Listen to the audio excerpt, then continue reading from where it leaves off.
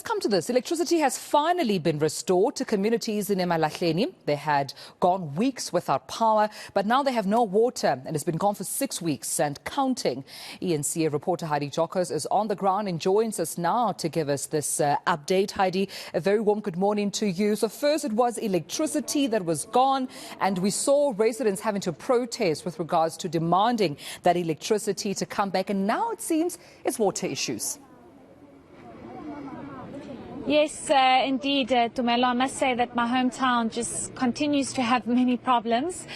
Previously, it was the electricity crisis here in eMalahleni, and now it seems to be water. This has been a long-standing issue. There have always been issues when it comes to water, but we do understand that areas just outside of eMalahleni have not had water for 6 weeks. We do know that the recent mayor of eMalahleni was removed and replaced with a new mayor. We have, of course, reached out to the office of the mayor to figure out exactly what is going on. But it seems as though the water issues are a long-standing one. I just want to get some perspective from the community members with regards to this. Thank you so much for your time. Baba, maybe just give me your name and just tell me what the issues are here when it comes to water. Yes, good morning. It's Thomas Ndabezita, the resident of eMalahleni, Zone 14. The big issue, we got a big problem of the water. Actually, it's more than 15 years. We are running short of the water. It started almost last year, December, that we have water.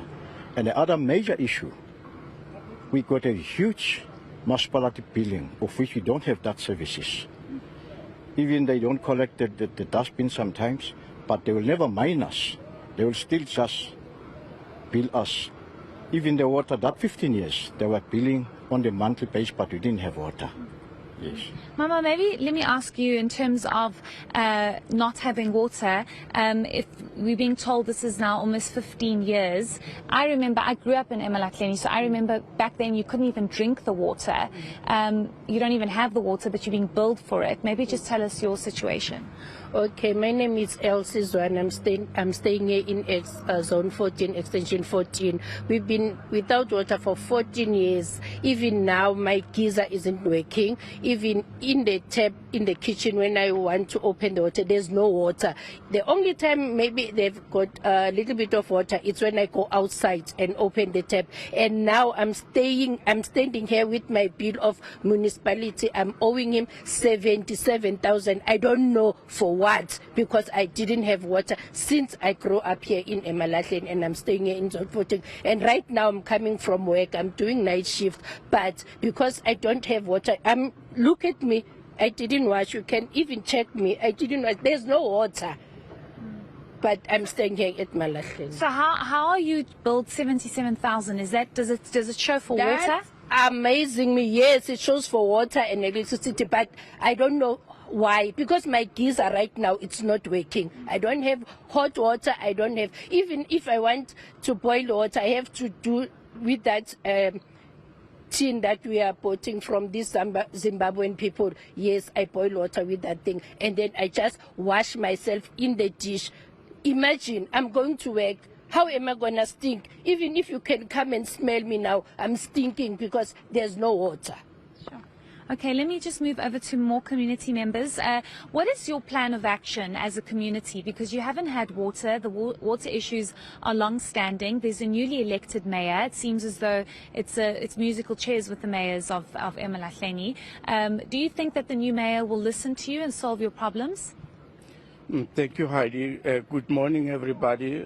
I'm Kenneth Kosana, the resident of Zone 14 as well. To address your question, Heidi, the plan of action has been that, as my community members has indicated, that for the period of 15 years, I must say thank you to the committee, that the community itself, without the involvement of the municipality, that comprises of, I'm going to mention a few, that is Andres, the guy that you were busy with here, George, Grata, Grace, and the others, which you are seeing here.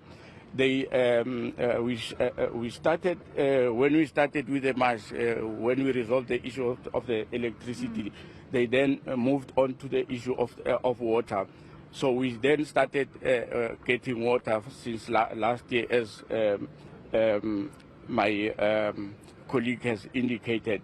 With the plan of action, with the new mayor that has just come in, which are just hoping that she is going to be very useful, as she is also one of the community members. She's a resident of Zone 14 as well.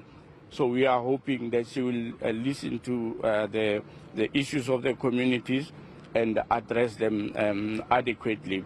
But it has been paining us, and it is paining us, that we have got a municipality that is owing ESCOM a huge amount of money. As